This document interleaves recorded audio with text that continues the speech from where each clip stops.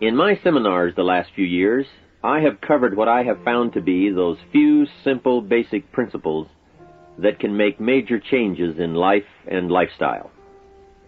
One of those subjects that gets the most comment is diseases of attitude.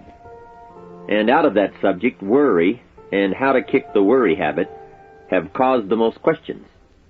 So in this brief visit with you, let me give you my best look at worry, how to recognize it and define it, and what to do about it. And hopefully, these ideas will give you a good chance for confidence over worry. First of all, worry might well be killer number one. And if it is not the number one physical killer, although doctors tell us worriers die sooner than non-worriers, and we have all heard the expression, worry yourself to death, at least it is the number one killer of dreams and achievement, of energy and vitality and lifestyle. I know the damage and effect of this killer, worry, firsthand. I will spare you the details, but over a period of some 3 years, I let worry get out of hand. As I've mentioned before, I became a super worrier. I was good at it. The combination of small and big worries about my circumstances, what people thought of me, my finances, my abilities, the future, my progress, all led to a complete physical collapse, a stay in the hospital, emotional, mental, and physical exhaustion, and a deep despair I couldn't shake. A sad picture for a young man who should have been well on his way to carving out his share of opportunity. I am happy to tell you that good fortune came my way, and as many of you may be aware, I met a man, Mr. Earl Schoaf, with his ideas and inspiration and the help of a very close friend. I worked my way past the minefields of worry and disaster and out into the clear air of mental sunshine. And if I did it, anybody can do it. I'm not saying it's easy. It took me almost a full year to kick the worry habit. It took practice and much effort, but it was well worth it. Remember, don't ask for the task to be easy, just ask for it to be worth it. Don't wish it was easier, wish you were better. Don't ask for less challenge, ask for more skills. Don't ask for less problems, ask for more wisdom. It's the challenge that makes the experience. And life and its color and meaning and adventure for you is this collection of experiences. To wish them away is to wish your life away. So let's get to worry and what it is and what it does, how to define it, and what to do about it. And let's do it with eager, high hope that it won't be long until you will be free of the worry habit and on your way to the life and lifestyle that you want. First of all, let's define worry. There are many ways we could describe it. Worry is fear painting pictures in your mind. And if you watch that mental movie too long, you get a false picture of how things really are. Worry is a mental broadcasting station, and more often than not, it is false or at least distorted propaganda. Worry has that sneaky way of stopping short of giving you all the facts. Worry is often the trickery of mentally filtered facts on the negative side and the bold declaration that these are all the facts. Worry has the mental audacity to suggest that the elevator only runs one way, down. Many times worry is a 5-alarm bell for a wastebasket fire. And worry is a depletion of constructive emotion. It's wasted mental energy. It's like letting the starter run the battery down when the car won't start. And worry is most often a lack of all the facts, a lack of full understanding, a lack of total information, and an unpreparedness of ability, knowledge, talent, courage, faith, and all the other virtues. That should give us a better definition of worry, and remember, left unchecked, it can become like a mad dog loose in the house, and the sorrow and pain and regret is too large a price to pay not to do something about it, and to do it now. You see, if you contemplated the total sum of human suffering long enough, it would drive you mad. You must understand how life is. Human suffering, man's inhumanity to man, war, disease, poverty.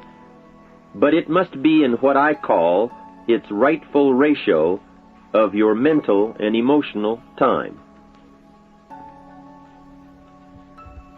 So much for what worry is. The next question is, what can I do about it? What is the first step? My best advice on this is to first recognize worry for what it is, admit what it does, and then decide you now want to be free. It first starts with decision on your part. And may I add, well, you should decide. Why let worry continue to take money out of your pocket and bank account? Why let worry any longer keep you from becoming all you can be? Why let it rob you of better friendships, better business, better profits, better results, better communication, better family relations? Why impose your worry on others any longer? It's a burden you can get rid of, and a monkey you can get off your back. Why not be rid of those sinking, nagging feelings that all is not going to be well, that you can't do it, that it won't work out for the best? Worry is undue concern that takes up too much of your mental and emotional time. Now, we must all be concerned. Hey, life is no joke except to the jokers. Life and how to live it is a serious matter. It is risky, full of peril, and there are constant threats to the good we want and to the pursuit of happiness. However, it is undue concern, or concern that takes up too much mental time, that begins the harm. It's like a family planning a wonderful trip.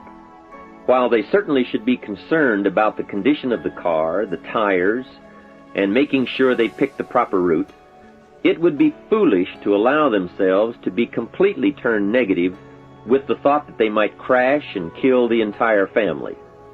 If that were the case, even if they went, the entire trip would be turned into one nightmare of fear with the specter of chaos looming around every curve, rather than enjoying the wonderful trip they had planned for themselves and their family. A lot of people do that with their entire life. So, start to make these declarations. And if you mean it, they will start you on your way to confidence and adventure, free of the worry habit. Say first, I've had it with worry. I'm tired of being beaten down and hassled with all those negative mental pictures. I refuse to be tricked by false facts.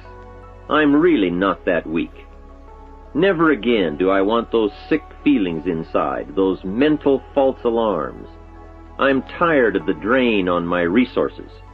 I'm tired of the embarrassment of the lack of confidence. I don't want people, especially my family, to see me in this state anymore. I've got more to offer. I refuse to let my life be short-circuited any longer by letting my mind run wild with a distorted view of the facts, whether I bring it up or if it comes from someone else. Prove it to yourself. Think back over all the things that you worried about, all the fantastic, catastrophic events that your well-meaning advisors had told you were going to happen. Be pleased that none of them ever happened to you, or else you would not be alive today. 90% of the things you worry about never happen anyway.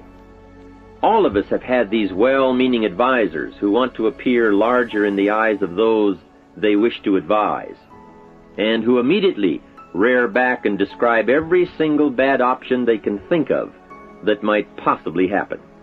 By the time they have finished, the one who has come for some confidence and some help wonders why he even bothers to live anymore. And the fact is, those things are never really going to happen anyway. Bring to question now what your mind tells you or what others tell you, and pledge not to go for false alarms. I've had it is a good beginning.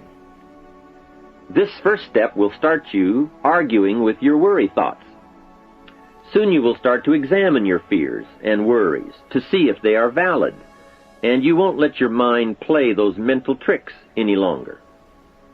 It is possible to destroy any emotion you have, including worry and fear, by a very simple process, and that is, analyze it to death. Drag it out on the table and look at it. Weigh it against all of your past experiences. Make sure this one can stand against all the past facts you have.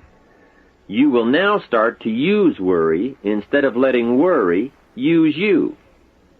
It's a beginning, being in control instead of out of control.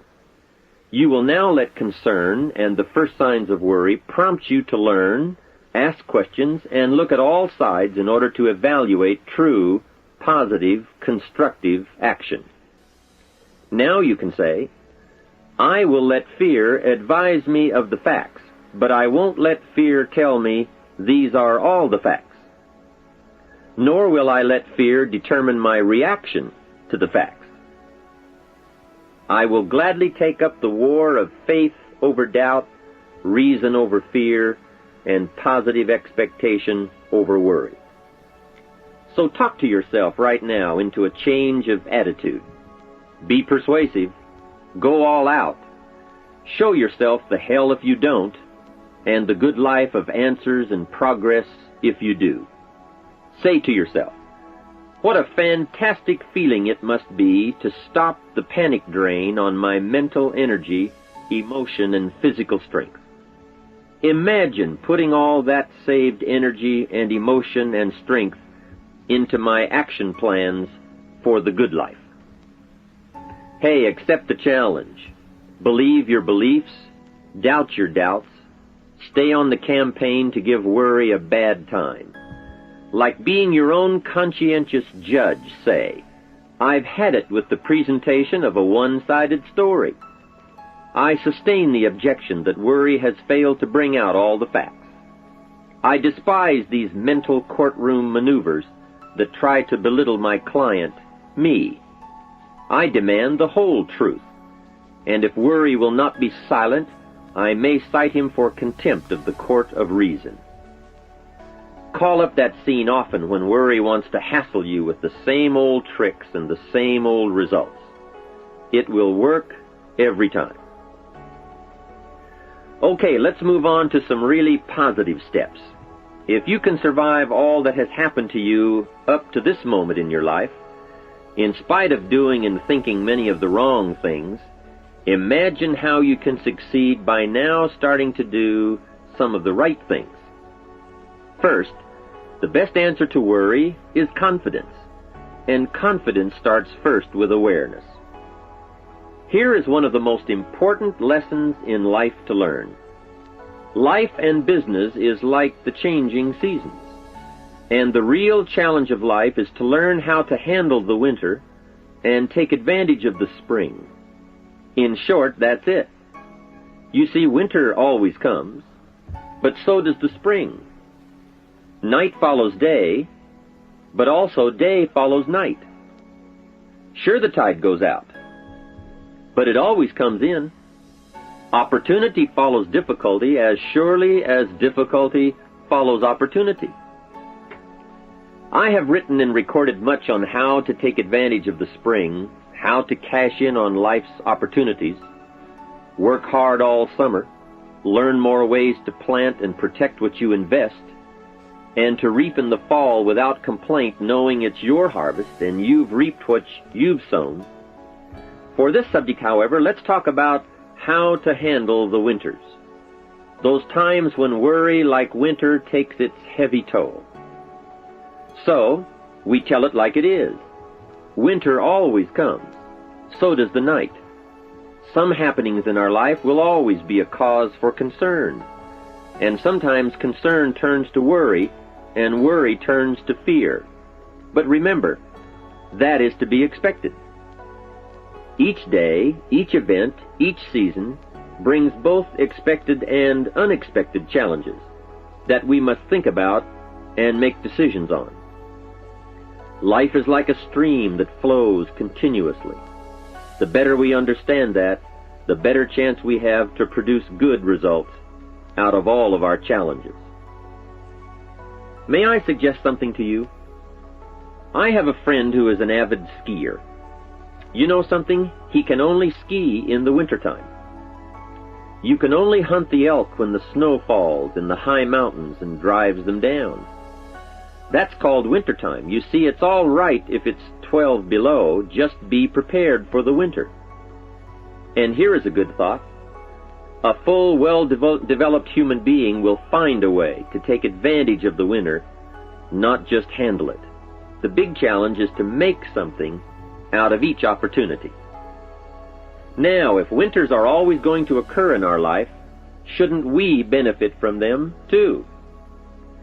Come the next winter, you could be on the inside looking out, seated by a warm fire, the company of a good friend, and those unique feelings of security in spite of the circumstances or the season. Begin to know now that the night will pass, and as you learn to grow and progress, you will better understand how to handle every night and better live every day. Here's some of the best advice I have on worry. First, don't be afraid to face the facts of life. It is not negative to understand that the winters always come. Don't be faked out. Don't clip the word impossible out of the dictionary. Sure, the Bible says all things are possible, but I don't really understand all that means. My daughters asked me, have you ever tried putting toothpaste back in the tube? Don't say I don't want to hear the problem. I don't want to see the difficulty. Don't show me the weeds. Don't say anything negative. Only see the positive. That's foolish. There is a thin line between positive thinking and kidding yourself. And remember, there's also a thin line between faith and folly. Here is the key. Humans have the unique ability to see it as it is, and they also have the ability to see it better than it is. One is called fact, the other is called faith. Faith you develop, facts you acquire. The facts you acquire are essential. It's like belief. You constantly must find facts to support your belief. Faith says, I will move mountains. It doesn't say, I will move mountains if someone gives me a bulldozer. I'll move a mountain if they will build me a road up there, if the weather's nice, if they give me a shovel. Faith just says, I will move mountains. Faith doesn't ask for a result to prove its existence. Faith is because it is. And remember, people die for faith. And some people give up everything they own, their life, for faith. Many years ago, over in Vietnam, a Buddhist monk did a very clever thing. He did the ultimate in political dissent. He burned himself to death. That toppled the government. That was faith. Totality begets totality. Here is a good prayer.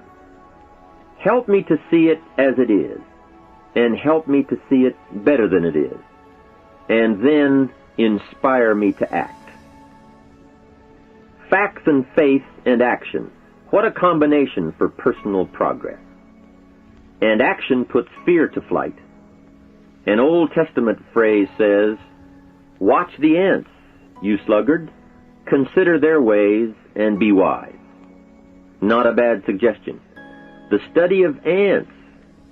What do they do in the summer to prepare for the winter? That's a lesson in life and survival. Happiness, wealth, peace, security, success, safety, friendship, reward, results, and all human achievement comes from a growing ability to understand and handle the changing seasons. And so we come right back to the theme of our entire enterprise, self-development. Learn to work harder on yourself than anything else. The key to all success in economics or mental health is self-development. It will all change for the better when you change for the better. It's what you become that really counts. And you are the only variable. So a good statement is, you can't be all positive. You can't be all confident. You can't be all faith. But confidence and faith and courage and inspiration can dominate worry and fear. Physical and emotional forces are always at work, and something will win and conquer. Make sure you give yourself the best chance to get mental and emotional domination over all of your challenges. And here is one of the master keys to the good life: developing the intelligence and accepting the challenge of putting all of your emotional experience into their rightful ratio. Beginning this progress can bring about the most dramatic changes. You see, disappointment is like winter. It always comes. It is foolish to say, don't be disappointed. But you must learn to discipline your disappointment. If it dominates 51% of your time, you're in trouble. Continued heavy disappointment is like 12 months of winter, and 12 months of winter leaves very little alive. Use the guidelines of seasons to adjust to all the meaningful things that happen to you. So concern, fear, and disappointment, like many human emotions, serve a useful purpose as long as they are kept in their rightful ratio. Left unattended, the weeds take over. Disappointment rules. Worry breaks loose. Fear gets the upper hand, and doubt moves in. But managed, worked, given human action with will and knowledge and purpose, and gardens overcome weeds.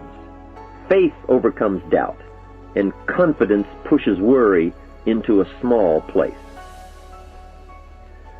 The second major key to mastering worry is to respond.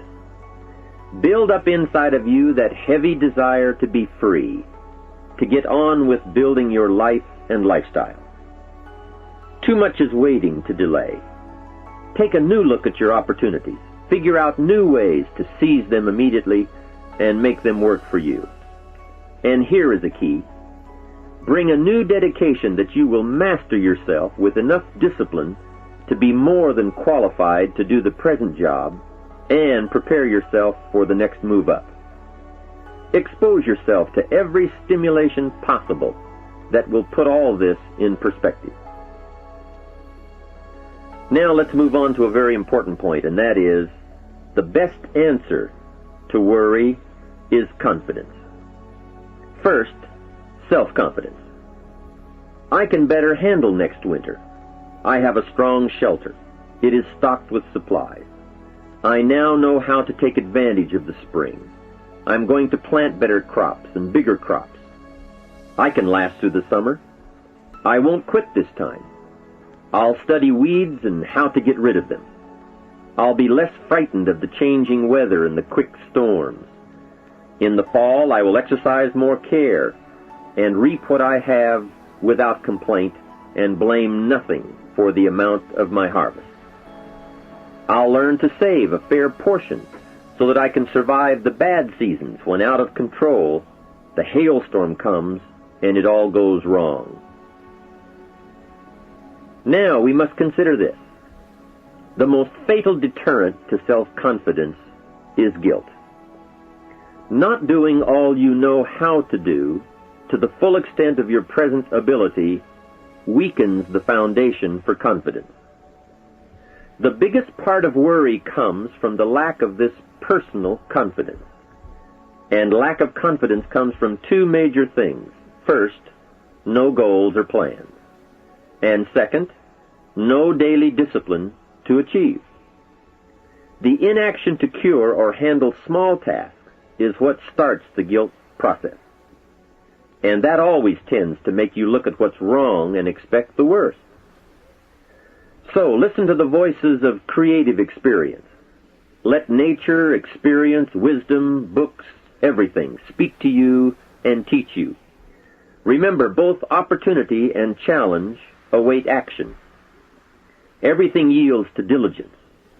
It's not what you can do, it's what you will do that counts. And undeveloped ability comes from three problems. First, lack of inspiration to find out. Second, lack of reasons to learn. And third, lack of applied time and action for developing those abilities. Remember, humans are remarkable, a marvelously functioning entity. Imagine how uniquely your body and mind have survived and managed to function in spite of all the worry. Humans don't die easy. They die hard. Develop a plan for your life rather than aimlessly drifting through it, the victim of circumstance. Create your own environment and learn to control it. You control your own mental environment by developing yourself. So go on a crash program to clean up decisions, get things done, get other things set up and started and organized. Start doing all the things that would make you feel better: exercise, diet, reading more books. Open a floodgate of positive moves in the right direction. And be thankful. Add up what you do have. Make an actual as well as a conscious mental list of all you possess, tangible as well as intangible. In view of the 4 billion other inhabitants of the world, yours is probably an incredible list. That list and being thankful should then lead to the big step of discipline. The discipline to sit up and listen, the discipline to pay attention, the discipline to give people and kids the gift of your attention, the discipline to be alert, take care of yourself, rest, eat properly, the discipline to talk well and practice good manners. Courtesy is contagious. Take one day and see what a variety of positive steps you can take and projects you can take on.